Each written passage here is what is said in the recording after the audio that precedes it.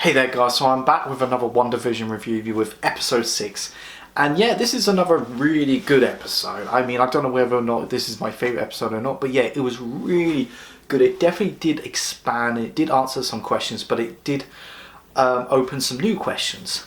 And this is going towards like the late 90s realm, the early 2000s. It's definitely kind of has that Malcolm in the Middle vibe to it, and yeah, that is such a forgotten comedy these days. But yeah, you kind of get that child's point of view and he's telling the audience what's going on. That was pretty cool, and it's kind of like this Halloween episode. And the way the characters are dressed as up their proper comic book, like the actual comic book suits, and they just look so... It wouldn't work in a live action movie, big blockbuster, that kind of thing. But in this, I like how they poke fun of it, and you get Wanda in the kind of... She's got that headpiece and she's got like that... the cape, that pink outfit, and you got Vision in that really bad costume. I mean, it wouldn't work, but I love their updated version in this Marvel universe. And you got Quicksilver in his traditional with the silver lightning bolt, and you kind of got like Wiccan and Speed in there, kind of... I wouldn't say the best. It's very not that great, but yeah, it was kind of cool, and it did open some new questions. Well, it kind of answers some as well. Like, is Wanda in full control of this? I don't think she's in full control. I feel like somebody's manipulating her. Therefore, she can answer some questions, but then there's some she can't. And I think Vision is actually alive. But to a certain degree, I think when he leaves outside the dome, he's still alive. So I feel like maybe the stone, she brought back the Mind Stone, and maybe Vision is alive, or to a certain degree. In this episode, Vision kind of does his own thing, and he just goes for a walkabout.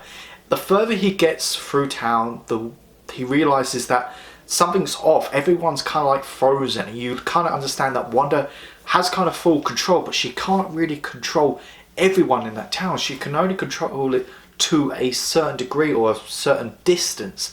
And Quicksilver, this is my theory. This is basically Quicksilver from the... This is like... it's really hard to explain. This is the Quicksilver from the X-Men films.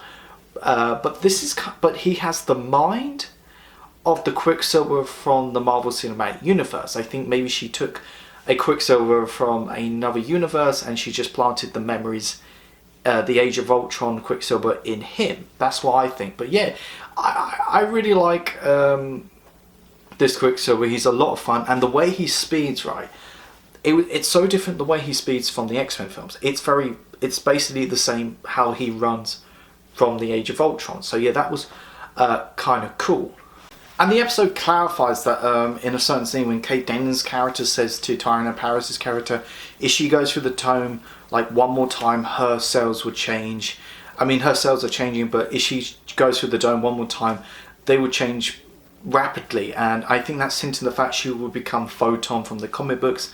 And director Taylor Howard, who has this secret weapon or this secret file, I think it's something to do with Vision. I think he has a way to take down Vision. I think that would lead into like the final for WandaVision. The one thing that really caught me off guard is that the fact the kids actually have their powers from the comic books, and that was kind of cool. And I think it goes to show that kids kind of have their own consciousness. Even though I think they'll be gone by the end of the series, I think Wanda would have phased them out or something like that. But yeah, that was just kind of cool. And the way he could tell Vision there was something else, especially outside the dome. She does have the powers from her mum, and Speed has the powers from Quicksilver, which was just kind of cool. But the way the episode ends, like the dome is expanding a bit further out, and it's definitely going towards maybe the, I don't know, the late 90s realm, and you got Kate Denning's character she's going through the dome. So yeah, I think she'll end up, it'd be so funny if she ends up as like a waitress from her TV show, I think Two Broke Girls, I think it was called. But yeah, this was another really cool episode. It's not like heart-wrenching like episode 4 when it does a lot more exploration in those terms. But yeah, I thought it was a really good episode. I believe the next 3 episodes, from what I've heard, it may be an hour long. That would be so cool. But yeah, this is another great episode. I mean, this is like another great episode. What more can I say?